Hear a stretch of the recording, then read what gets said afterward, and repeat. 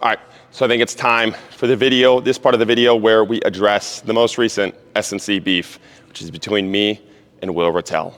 What is up, YouTube? We are back, finally. I've been kind of a bum the last couple days, not recording content. Friday, we drove up to the softball tournament. Saturday, we played the softball tournament. Sunday was just kind of a hangout day. Sunday, I don't really have an excuse. I was just hanging out. Definitely should have recorded content that day. But Friday, Saturday was all softball. I'm getting a GoPro. I was going to get a GoPro in Florida, and it just didn't line up. So I'm going to get a GoPro so we can record all of the games live. All I got was kind of like BP content. But the tournament went really well. We following on Instagram, went 8-0 at the tournament. Played with some savages, some just dudes, man. It was super fun just to see that level of ball. And performed really well. Went 26 or 30. Stunk in the championship game, which wasn't my greatest performance. Went 1 for 3 in the championship game, so half my outs were in that championship game. Just wasn't it. Usually I'm a championship player too. It's not even a brag, but like my first game is usually my worst, and championships usually my best, and it was kind of opposite for that tournament. But 26 for 30 was really nice. Probably for me, just technical wise for the softball guys, too many home runs. I had some nice backside swings that I liked, just a couple of them, and some nice liners to left field. But I think I want to master back and forth, right? So it's a little bit too many home runs to say I'm amazingly happy with the performance, but it was cool. I was definitely nervous going in. It was definitely a different level of ball, and nervous just more so in the sense of playing with guys that I hadn't played with before, at a different level that I haven't played with before, and just not wanting to let him down, you know, and especially Kyle. Kyle went out on a limb to bring this weird dude from Minnesota up and not wanting to let him down. So it was cool to be able to step up and perform for that and just be in the zone. I was seeing the ball super well. At my strike zone, I had my strike zone figured out, and it was cool to see a lot of the things come together, and now just continuing to take it to the next level. Back in Minnesota now, airplanes kind of mess me up, man. So I'm dragging a little bit today. Hopefully the upper body pump. This will be the first. Yesterday we saunaed in ice tub. We got back late yesterday. Our flight was a little bit late. Got delayed and everything like that, but we got in ice tub, saunaed yesterday. Today we'll hit an upper body ripper. I'm going to try and hit some swings outdoors today because it's sunny out actually. It's 40 degrees outside, but it doesn't feel like 40. So hopefully get outdoors and get some swings there, and hopefully this lift kind of locks me back in. Again, flights, man, every time after a flight. And just the rhythm of things. I was Jay chilling in Florida probably not a little bit too much. I was talking to Kyle about this, how I like having content breaks every now and then because I feel like sometimes I get stuck in a rut. And YouTube actually haven't been feeling like I've been stuck in a rut for creation just because I just record. But actual Instagram stuff, I feel like I sometimes get stuck in a rut and I'm saying the same thing over again or emphasizing the same thing over again. And there's good things and bad things there. But a lot of times when I go off on a week break and then get back into my routine, I get different exponential ideas. So I'm hoping some of those come up this week. But the first couple of days just getting back in the rhythm of things. So we're going to get back into the rhythm today. We got 15 rep maxes, still ripping those out. And yeah, that's pretty much it. Let's go get a pump in. Let's go. All right, so we got 15 rep max on a 2-plate decline bench. A little bit of goofy of setup. You kind of have to like hold yourself, squeeze your legs on that bench to stay on, but they feel pretty money. So let's rip them.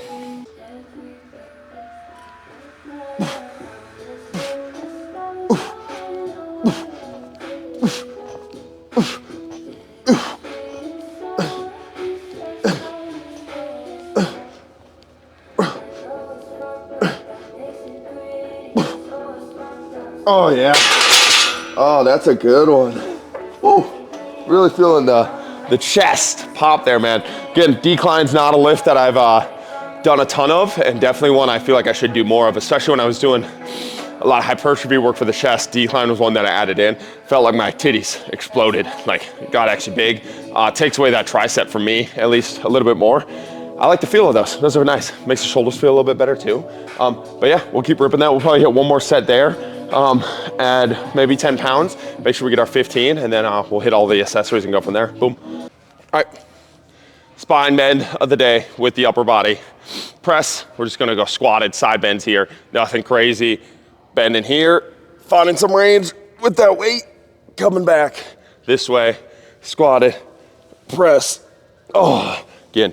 Simple things like this, just trying to find different ways to move and bend the spine. Nothing Nothing game changing here. More based off feel than anything. Don't have to go super heavy on these. It's more for that stretch than anything. Coming in here. Ooh, we got 6 each side. We got 2 more. I got a hip cramp. Airplane kicked my butt. Boom. Simple game. All right, so I think it's time for the video, this part of the video where we address the most recent S&C beef, which is between me and Will Ratelle. I'm just kidding. Me and Will, really, really good friends. One of my favorite people in the strength conditioning community. I met him probably 4 years ago now. Somebody that he might punch me for saying this, but somebody that I honestly, truly, really look up to in the field. Him and Jake Turo, Jake will punch me for saying this too, but really inspire me and allow me to be myself. And those two are the most authentic people that I have ever met, where their online personality is exactly their in-person personality. Like there's no difference. They are literally just themselves online, and it has allowed me the freedom, the confidence to be like, those are two people that I want to be like. They are exactly themselves, just like they are in person, like they are online. And it's the same person, there's no disconnect there. And again, just having that freedom and just being like, oh, somebody else is doing it that way. And a lot of times when I get stuck in my own anxiety, get stuck in all the things that social media can bring, those are two people that I always go back to, or just stuck in the stupidity of strength conditioning that there is. Those are two people that I consistently go back to and check in on. And they do a really nice job of grounding me. Bringing up this, because Will and I always get DMs about like, what do you think about Will, or thoughts on Will Ratelle? And he'll get like thoughts on Austin, thoughts on Jake, like all the time. We do stupid things. And so he did a little video, and I wanted to address a couple things that he talked about in that video and like different thoughts that we have there. First off, Olympic lifts would have probably 2 or 3 years ago probably been our biggest disagreement in the field. Olympic lifts straight up. And Will is the first person to make Olympic lifts make sense and click in my training philosophy again.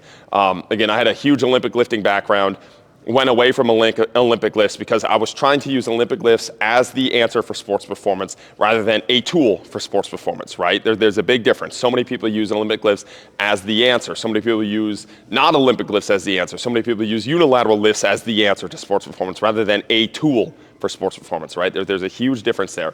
And I was trying to use Olympic lifts as the answer rather than a tool, and obviously it's not the answer. I think we can all agree on it. I think Will would agree that it's not the answer for sports performance, but it's a tool. And instead of just using it as the tool that it is, that has multitudes of uses and the ability to benefit the athlete, I completely threw it out for a long time, and definitely something that I feel like I was wrong on, and I'm working my way back up to. But Will really, especially Cody Hughes and him did a debate where I was the moderator, and I just listened to both their sides, and Will just did one of the best jobs that I've seen of showing me how this tool can be used. And hopefully I've done a good enough job of explaining why I'm using that tool throughout some of the other stuff.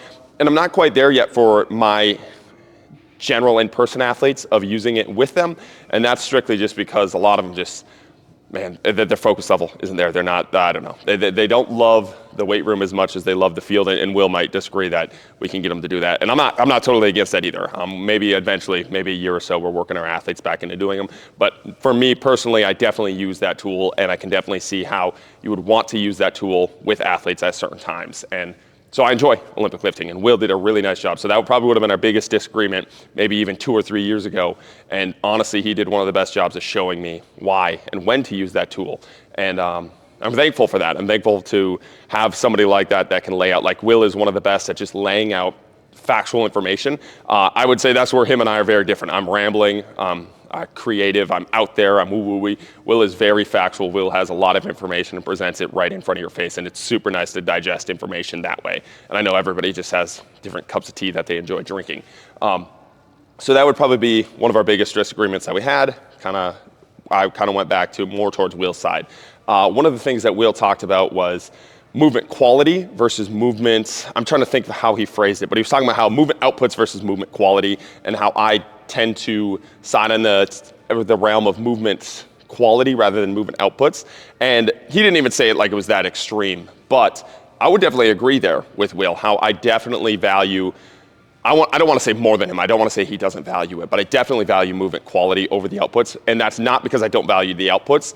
I just think the outputs are, for me and the athletes that I work with, it's almost easier to get to the outputs. Like, it's super easy to get the stimulus that leads to an output, to get them to run faster, jump higher, and lift more weights. By having a movement diversity, a diversity of movements in there. Like, I can get an athlete stronger by having him lift 100 different ways. And Will does a really nice job of this with the Olympic lifts too. So I don't even think there's a huge disagreement in that aspect. But if there is, Will, you can call it out too.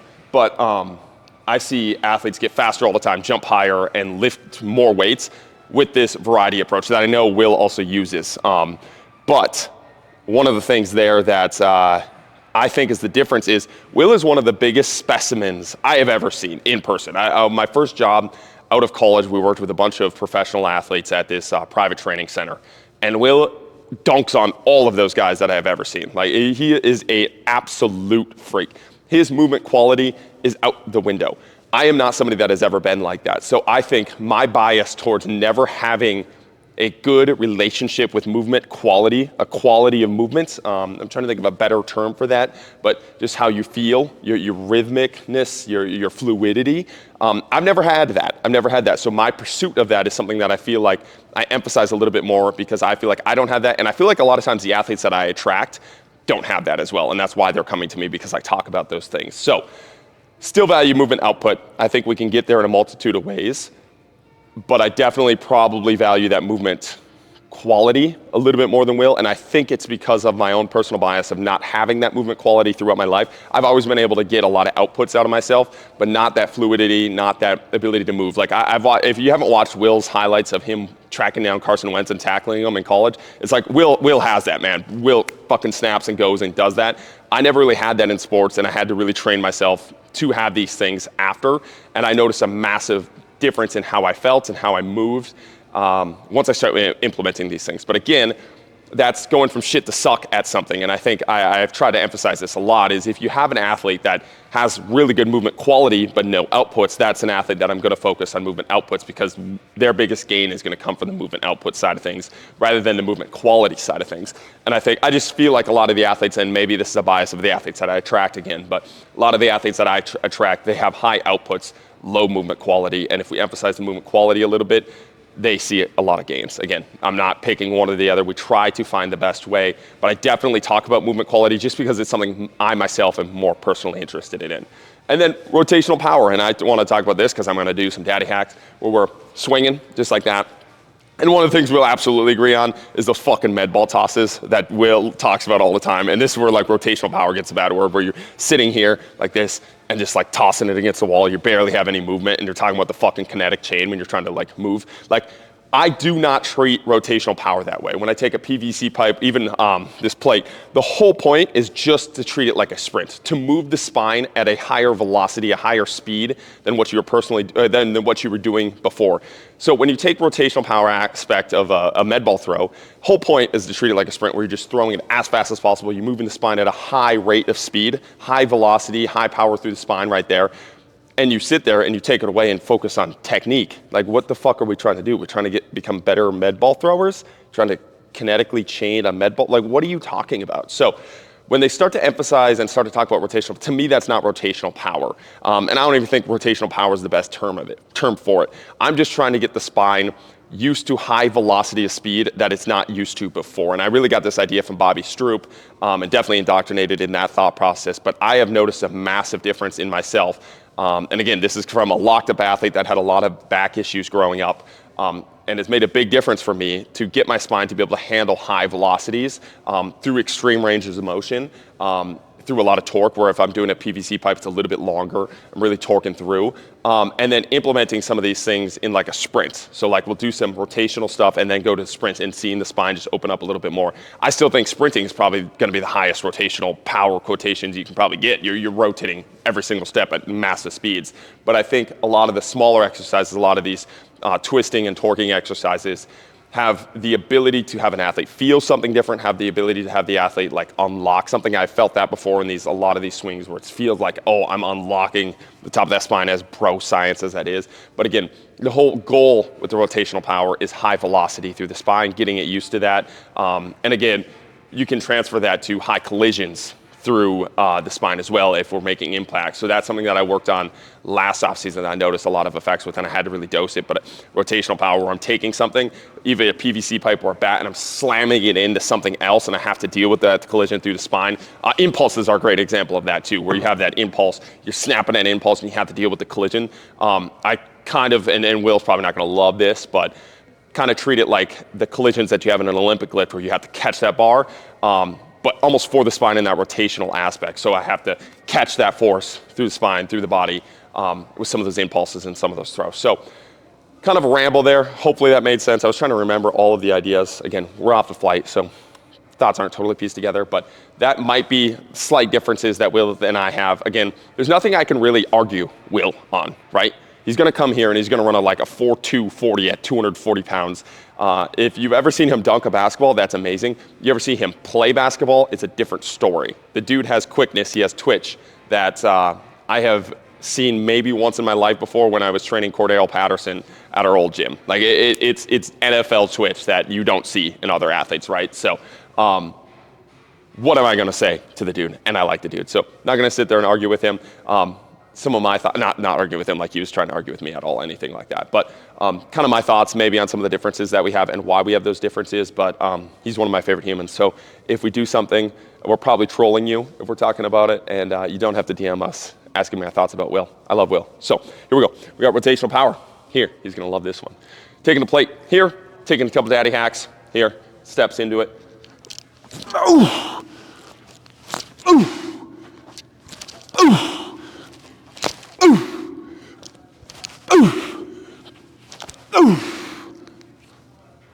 Boom, let's go. Probably the last set here, 15 rep maxes here. Let's keep ripping it.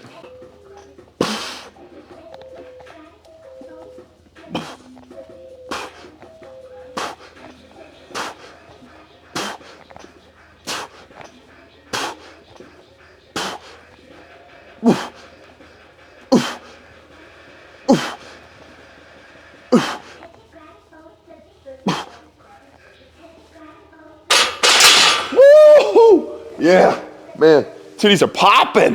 It feels really good. I'm going to hit one more set with the slingshot just for funsies. That's probably a little bit too light for a true 15 rep max, but it felt good. I don't want to miss any reps today and then feel all shitty about myself. So we'll do slingshot as an extra set just to get a little bit more volume, and then we'll go from there. Boom.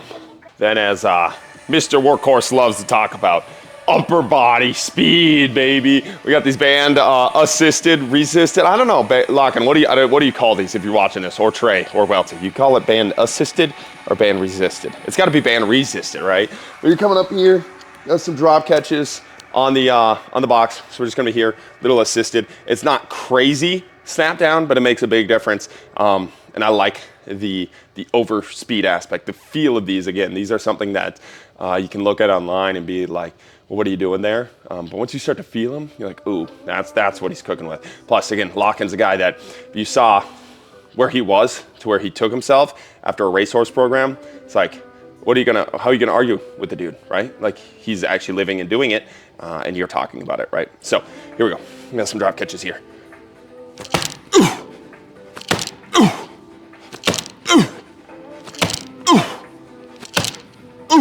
Let's go.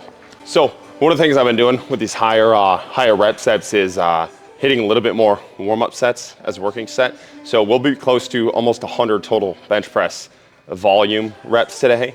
I just like that for when I'm trying to get a high volume, hypertrophy day in, rather than trying to do that on a day where I'm trying to hit like a heavy single. I feel like I gas out a little bit, where I'm okay with gassing out for the actual weight that I'm using here if I got a lot of volume in today. So like, my titties feel pumped up, they feel good.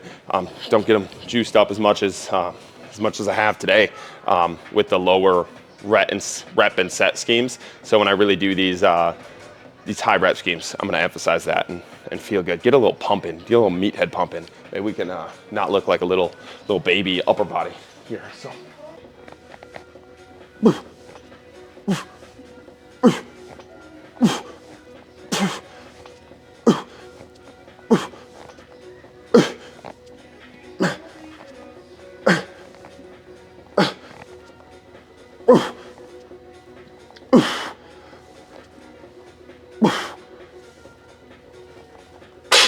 Oh, yeah. Woo. All right, on to the next. All right, our middle series is gonna be pretty shoulder dominant here. A lot of the smaller muscles in the shoulder here. Right now, we got a 2-minute lunge, or not a lunge iso, sorry. 2-minute Y raise iso. I'm gonna set my timer here. 2-minute Y raise iso. You don't need a ton of weight for this one. This one's nasty. So we sit here, holding up like this, nice and straight arms, ripping for 2. Really gets that, those traps going, those delts going. Man, makes you feel like a new person when you're all done, right? So this is one that a lot of athletes, they hate, but when they're done, shoulders feel freaking amazing. Especially if an athlete that is limited overhead, trying to find positions where they can go overhead, even if it's as slight as this, like you're still on an incline. Trying to find positions where they're able to go overhead for long periods of time and gradually build stuff like this up has paid dividends for a lot of my overhead athletes that come in with shoulders that aren't really great at going overhead and end up feeling amazing overhead. So I'm staying here, 2 minutes. Woo! Oh, these burn, bro.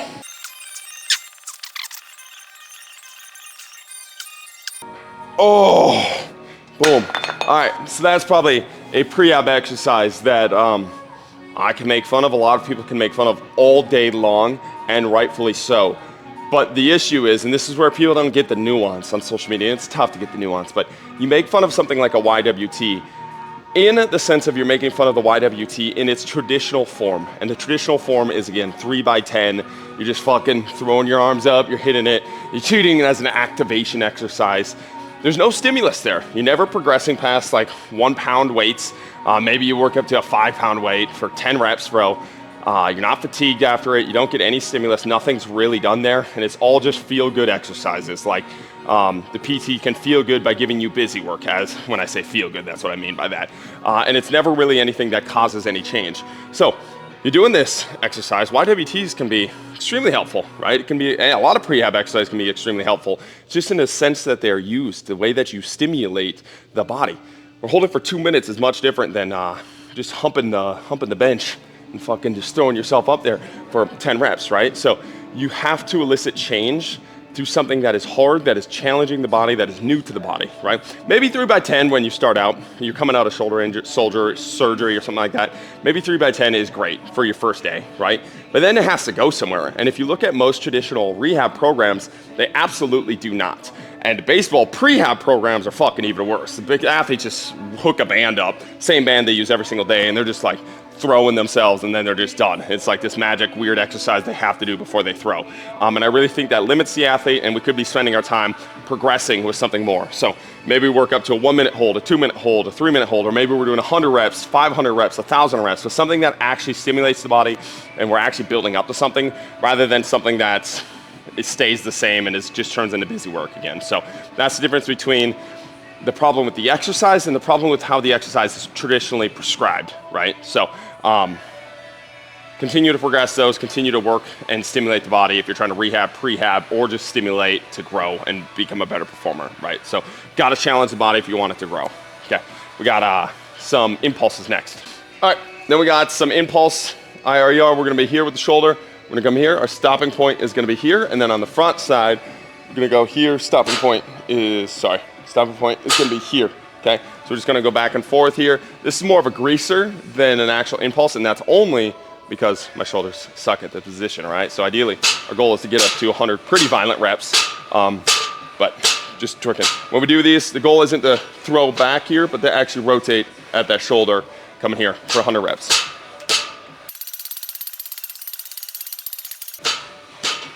Woo! Just like that. A couple times with that shoulders glitching or dumping, really just trying to stay here, coming back.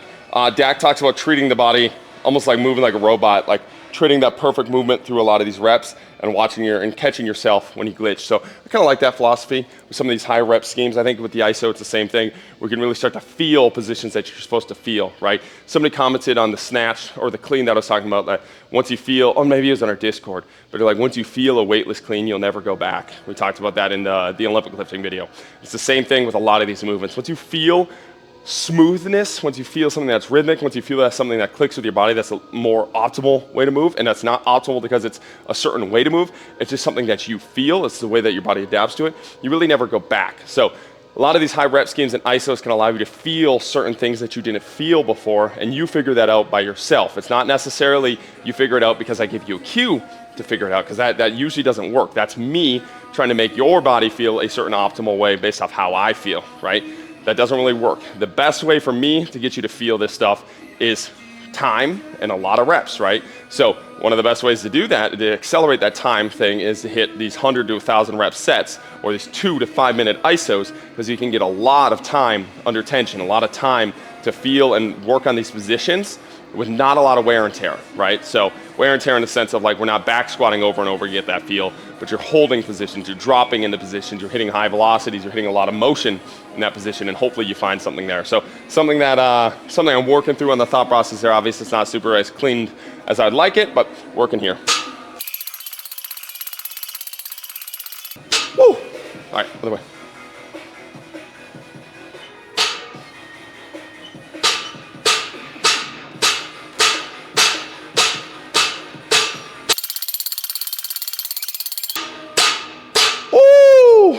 Yeah, those are spicy.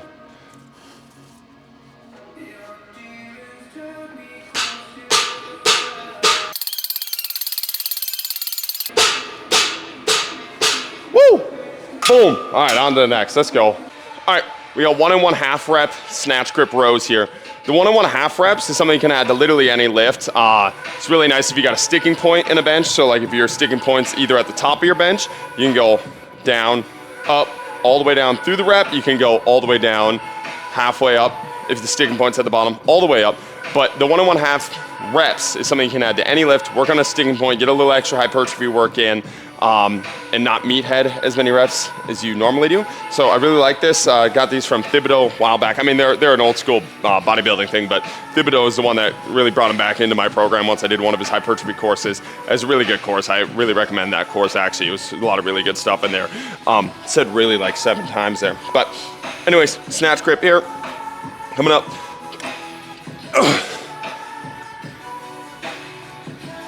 Oof, 1. All the way up, halfway down, all the way up. Oof. Oof. Oof. Let's go.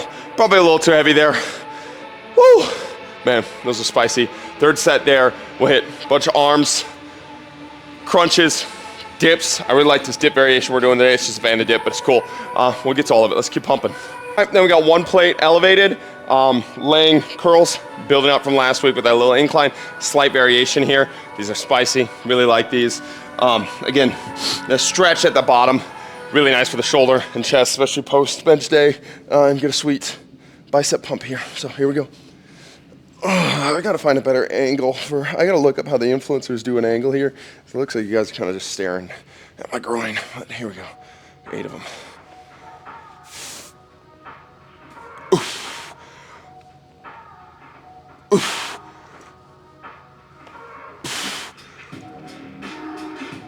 Oof.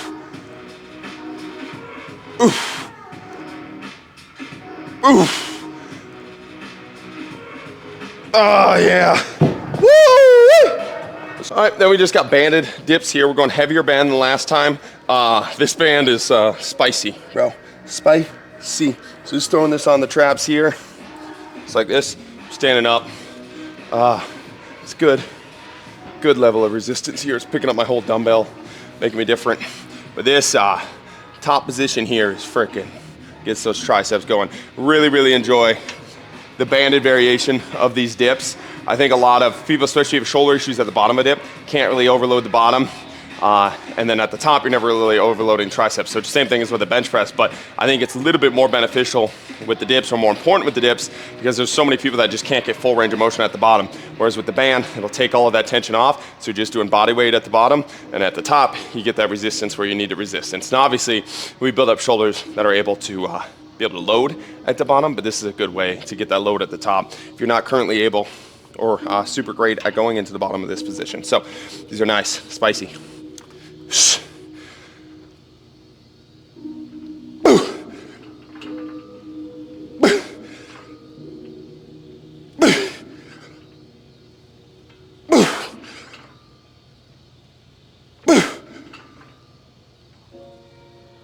Oh yeah, woo! Those are freaking good. That's a keeper right there. I enjoy those. I don't know why I haven't done banded dips before, and I really haven't seen them in a ton of programs, but the more I think about it, the more they make sense. Maybe you guys, bodybuilders, you do banded dips all the time, but I mean, I just see so many athletes that struggle at that bottom position again, and then they're totally able to get up top, right? So the band makes perfect sense. At the bottom, there's not a lot of weight when you're the weakest. At the top, there's a lot of weight when you're the strongest. And the load throughout that range actually feels pretty good. My roof is leaking right now.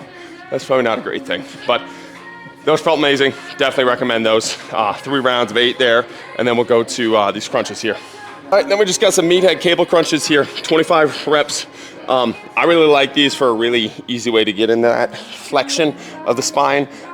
You can talk about building up abs. I think most abs are honestly built in the kitchen. As long as you're doing athletic endeavors, that's not to say you don't build muscle in the gym. I just think most athletes' program typically has all of the core stuff taken away.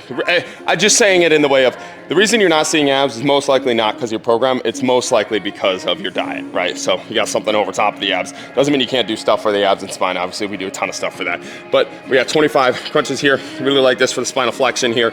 Not actually super great at these, but we got here. We're gonna round all the way down, squeeze in here. Can you see me? Yep. Then we come back up, we got 25 of these.